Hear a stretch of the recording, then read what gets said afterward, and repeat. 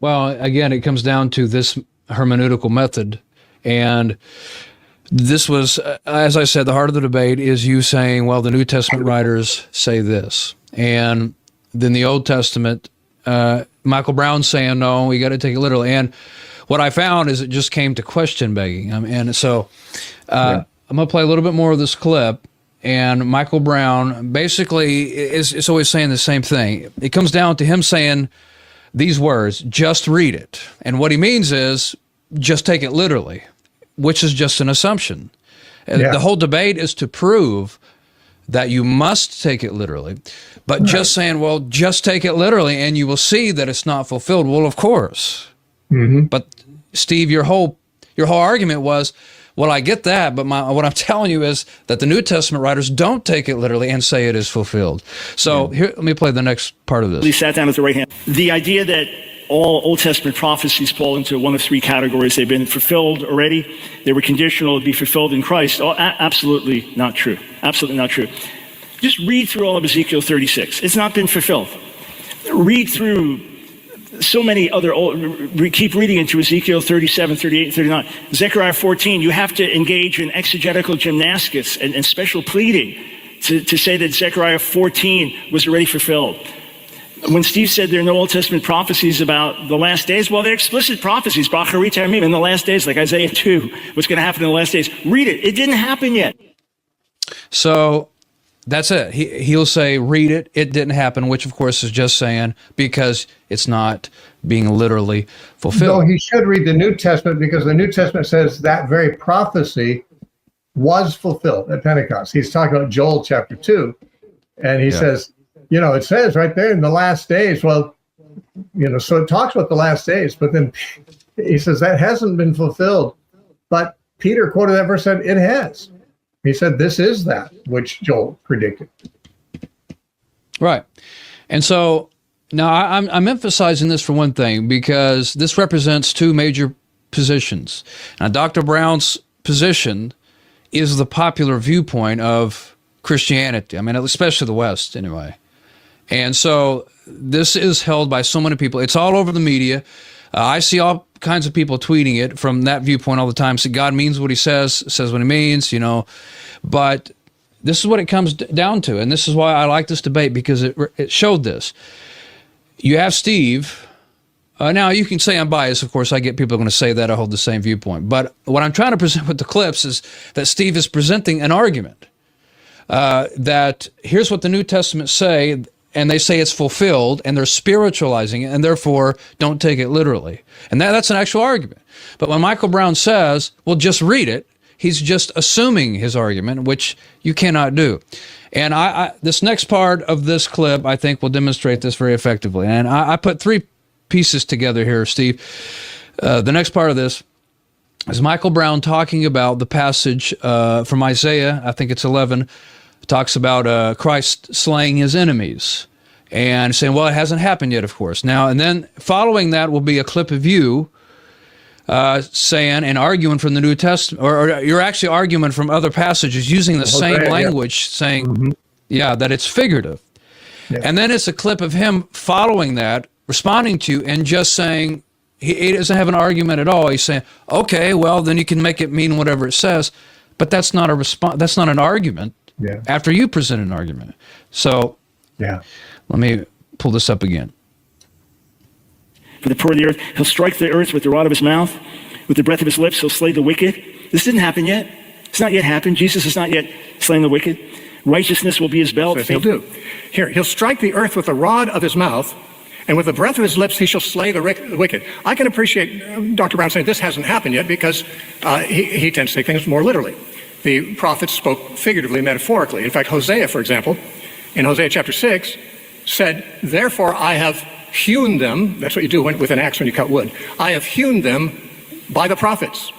I've slain them by the words of my mouth. Now, the people he's talking about weren't literally dead and weren't literally cut in two by an axe either. The words of the prophets and the word of God were said to kill them, to slay them, to condemn them. It's a figure of speech. But when it says that Jesus will destroy the wicked with the breath of his mouth, or whatever, he did that to the Pharisees too. Read 23 of Matthew. But to go through each thing and to tell you that it doesn't actually mean that, Okay, slaying the wicked doesn't mean slay, it just means verbally cutting down. Okay, and then they'll do no harm. So there's no war. Isaiah, the vision of Isaiah 2, no more war. That really doesn't mean that, and that the wolf and lamb lying together, and that you can accept that. To me, it's you run out of fingers to plug up and toes to plug up all the holes in the dike. And then when you get into Zechariah 14 or other passages, it becomes almost impossible. I mean, you could make anything mean anything. Now, let's remember that many prophecies. Steve, that wasn't an argument. That was just him saying, in fact, the only word he said in response to your argument on slaying the wicked, he said, okay, but I think this really demonstrates the weakness in the position because, again, if anybody could have defended this, it would have been Michael Brown. And I'm not trying to criticize his intellect or anything. I mean, he's a smart man. But obviously the weakness is you're presenting, you're comparing it and saying, but look, here's the same language being used in these other places, obviously figuratively. And he says, well, then he even said, they don't mean what they say then, which is not an argument. And he says, then you can make it say whatever you want it to say. Well, I don't want it to say anything in particular. I want to know what it says. You know, I don't choose my interpretations by my preference. Whenever someone tells me that that's what I must be doing, I think that must be the only way they know to choose arguments, which means that's what they're doing. Because I've never chosen my arguments to interpret a scripture a certain way without exegetical grounds, because I wanted it to say something in particular. I don't care what it means. I want to know. I mean, I want to know, but I don't have a preference which way it goes. I could be a Zionist. I don't have anything against Israel, but I'm just not finding the Bible supporting it. And so, I mean, it's, you know, whenever they say, well, you can make it say whatever you want, what they're saying is you're being disingenuous here. You're not really being honest. You have a preference. You want it to mean something, so you'll shoehorn it into your paradigm. Well, I'm sorry, I don't have a paradigm of shoehorning things into. I want to take each verse, ask how did Jesus or the apostles interpret this, or how do other prophets interpret it, and say, oh, okay. And in the context, figure, okay, so I see what they're saying now. Not because I want to see it away. And even if even if I had a preference, you can't make it say whatever you want it to when you're actually controlling your interpretation by cross-references to the same material elsewhere. I mean, in other words, you're being guided by, in general, the New Testament in understanding what Jesus and the apostles meant. Like you mentioned, Elijah the prophet didn't literally come. John the Baptist was not literally Elijah. But dispensationalists think, well, then he has to still, because Malachi said he's sending Elijah, God's sending Elijah the prophet. And so he must come in the future. Maybe he's one of the two witnesses.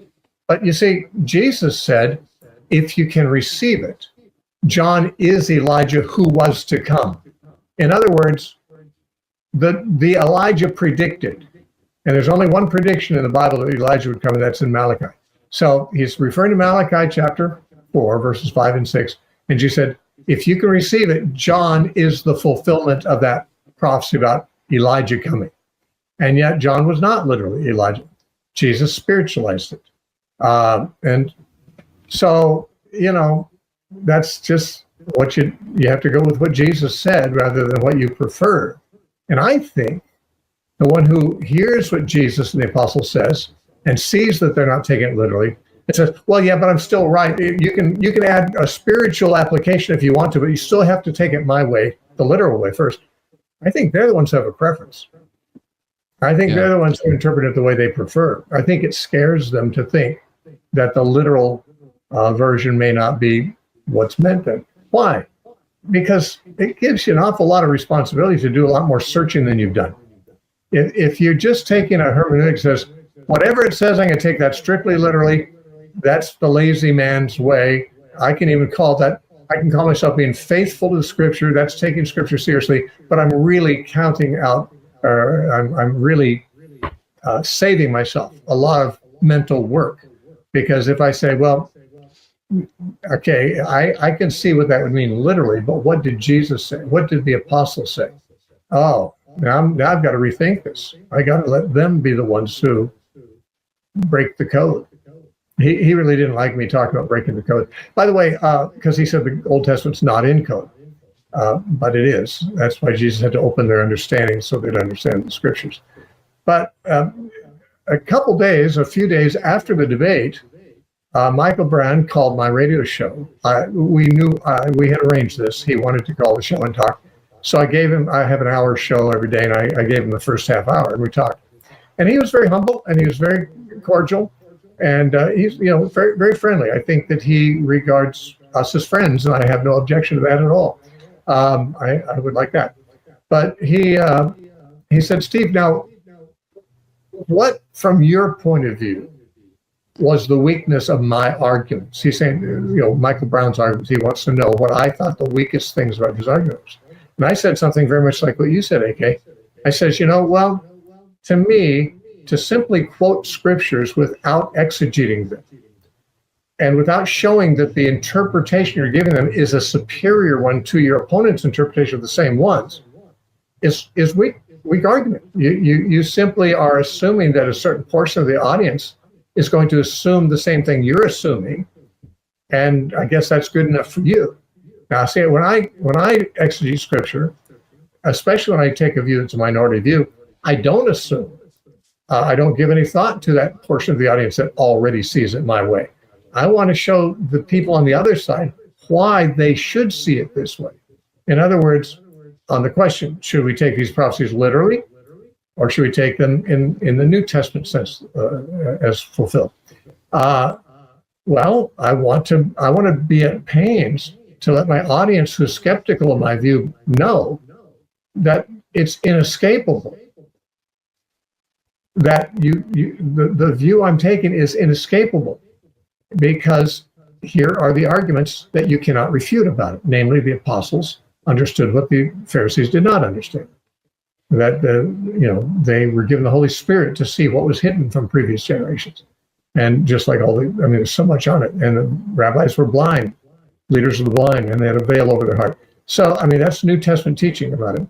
So it's not enough just to rattle off scriptures and say, see, just read it, you'll see I'm right. If the other side knows those scriptures too, and is actually as comfortable with those scriptures as you are, but they're seeing it differently, you need to show that the way you're seeing it is superior to the way they're seeing it. It's not enough to just say, hey, I use all these scriptures. Yeah, well, those people on the other side you're arguing against, they got no problem with those scriptures too. They can explain them too. You have to show that your explanation is the right way to explain them, and that theirs is wrong. That's what I understand to be good argumentation. And there wasn't much of that on his side. Yeah. And I told him, and he took it. He took the criticism.